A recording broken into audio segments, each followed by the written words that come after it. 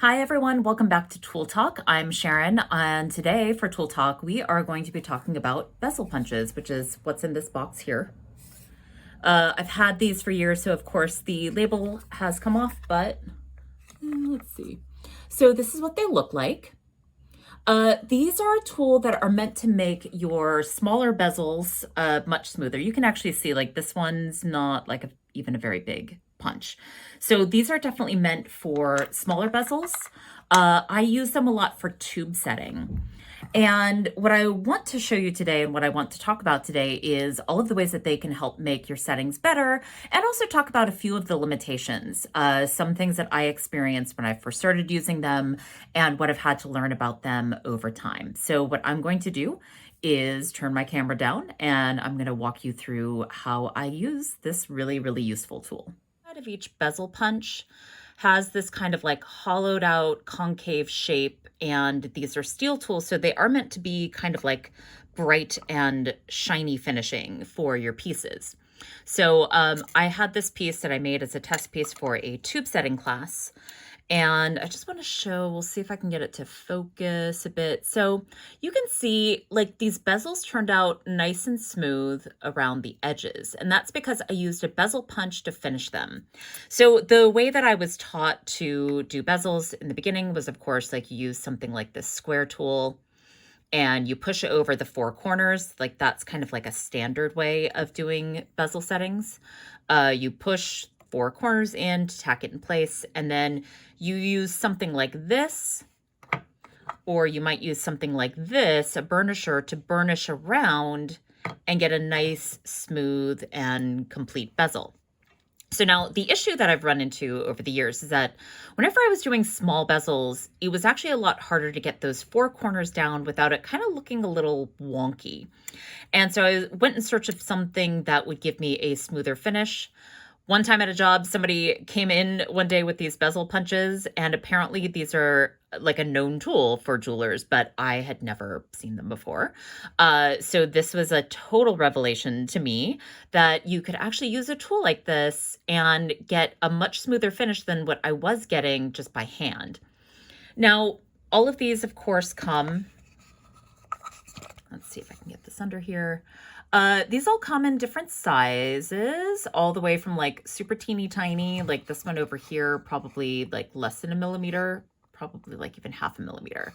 So sometimes people, I think, have even used this as like a beading tool for pave. And the idea is that you put it into this little chuck holder and you twist it down in place, and now you have a nice little handle that you can use to press down. Now, I've got this piece that's in process. Again, a little tester piece for various demonstrations of tube settings. And I have a bunch of 3mm stones. So what I want to do initially, at least, is kind of go through the same process that I normally would for settings. So I am going to do like pushing the four corners down into place. So I've already done some of some of the preliminary work of the tube setting, which is making this edge here true and flat, and also cutting the seat. So I did all of that in advance because that's the part that the bezel punches can't do for you. They have to be only used for the setting process and for the cleaning up process. So there's a few different ways that you can use these. One, if I want it to be like tighter, like tightened and closed in, I might start off with a smaller one. If what I'm looking for is that finer finish, like getting it all flat all around the edges and getting it really set in place, I might use a wider one because it'll push down the sides a little bit more. But one thing that I am going to do is I'm going to start actually setting the four corners. So I'm going to do that really quick while you watch. And part of the reason why I want to show like what the possibilities are for this. Let me get my optivisors in place. So one of the reasons why I want to show you like what some of the limitations are is that one of the things that it can't do is it can't correct for a seat that's crooked. So you still have to make sure that your seat is in place. It can't correct for a poorly finished edge. So you still have to do that part. But what it can do is it can make your setting much, much smoother. So let me put this stone in here. I've already pre-measured. So I know that this fits. I know that this is going to wind up being pretty well flush with the setting, though it's not perfect. I wasn't going for perfection today. Some days I do, but I really just wanted to show the benefits and limitations of this tool. So, my first step, and yes, I am doing this freehand, so I'm just going to put a little bit of leather underneath it. Always keep your leather scraps nearby. It's really, really useful. I've got my optivisors down. Okay, let's move that a little bit more into focus. And, you know, normally I would do this on the bench pin, but my camera stand won't allow me to do that today. So let's go ahead and do this. So I'm going to use one hand to hold the stone in place. I'm going to go ahead and press that down, move it around. And this is kind of like the standard part of bezel setting. You do the northeast, west, south, 4 corners. You make sure that you get all of those in place because you really just want the stone tacked in place so you can go ahead and set it more easily. So one of the things that I could do once it's tacked in place is I could come in with the bezel punch. Whoops. I could come in with the bezel punch and go ahead and, you know, move it all around. So what I'm doing is, so this is the concave spot, right? And what I'm doing is I'm just pressing down and moving it all around like this. Now, in an ideal world, you would do this in an engraver's ball. But I also want to show you like why this makes for a great tool if you need to do tube setting without one.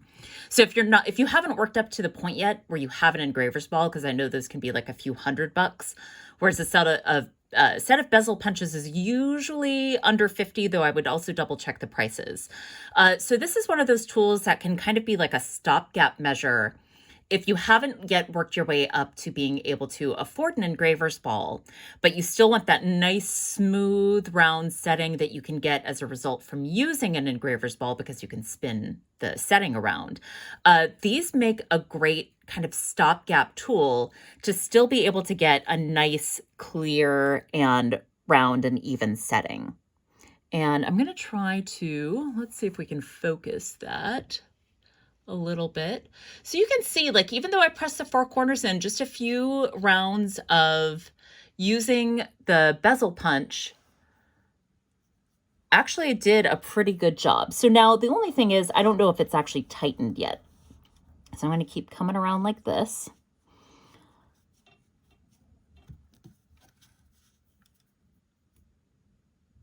And of course, like I said, it doesn't do the whole job for you. I still needed to do the 4 corners.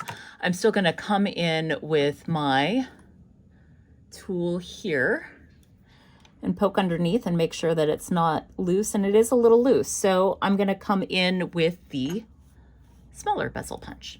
But part of the reason why I wanted to show you, like, even the different aspects of it and the less perfect aspects of it is because when I first got turned on to bezel punches, like a couple of novice jewelers kind of thought, and I kind of thought, oh, well, this could take the place of bezel setting completely. And it doesn't really. You still need to make sure that your bezel is tight. You still need to make sure that the stone isn't wobbling, and there's no amount of bezel punching that's going to get you past that. So you still need to make sure that everything is working properly, so it's not just like set it and forget it kind of tool. So now I'm coming in with the tighter bezel punch because I want to move that metal in closer to maybe tighten it up a little bit. And let's see, I'm going to poke it from the bottom with this tool. Oh yeah, much, much better. Not perfect, but much, much better. But you can kind of see, I'll zoom in again. you can kind of see like this is creating a really nice round bezel. And whenever you are doing this kind of a setting, it's great to be able to start with that kind of like nice, smooth, round, beveled edge on your bezel setting or on your tube setting. Now, if I don't cut the seat correctly, if I don't true up this side correctly, there's still no amount of help that I can get from one of these bezel punches. So you still have to go through all of those other steps. And that's the only limitation of this tool. Like I said, when I first started, I thought this was going to be a shortcut, and it's not. What it is a way to help make sure that your bezel and tube settings look even better than they did before by making this nice smooth round edge. So you could do this as a setting tool if your setting is tight enough. Like if I cut the seat a little bit better, oh, sorry, hello to my jeweler's manicure. If I had cut the seat just a little bit better, made it sure that it was a little bit tighter or used a slightly larger stone, I probably wouldn't be having any issues. Like right now, the stone's a little bit loose, and I probably wouldn't be having those issues if I had done a better job of cutting the seat. So that's one of the things I wanted to show you is that if I don't cut the seat correctly, the bezel punches still don't help me with that. I'm still going to need to go back in and fix that. But what it does do is it just gives you that perfect edge at the end. So I could have gone through with this tool, you know, the one that I use to set the four corners. I could have followed it up with this tool or even a bezel rocker, and I could have made the bezel, and then I could come in with this and make that setting look better, brighter, and rounder. So there's a couple of ways that this tool can work for you. I hope you get a chance to experiment with it. It's really, really great for making your tube settings and your bezel settings so much better than they are. The only thing I don't recommend it for are cabochons. I'll bring a little cabochon into view here. And the reason is that cabochons typically have to sit up too high above the setting.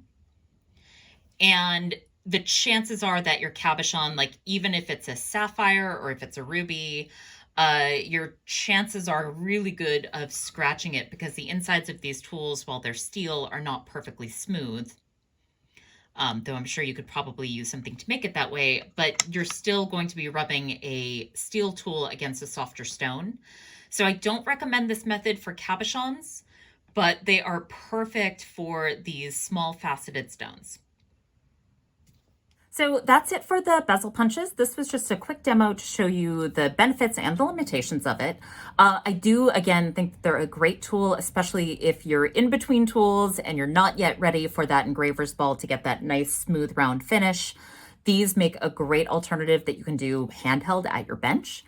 And they've got a lot of benefits to them. And if you have any questions, drop them into the comments. I'd love to answer them. Please remember to subscribe to my YouTube channel. I'd really appreciate it. Thank you so much for joining me for another Tool Talk. I hope to see you again.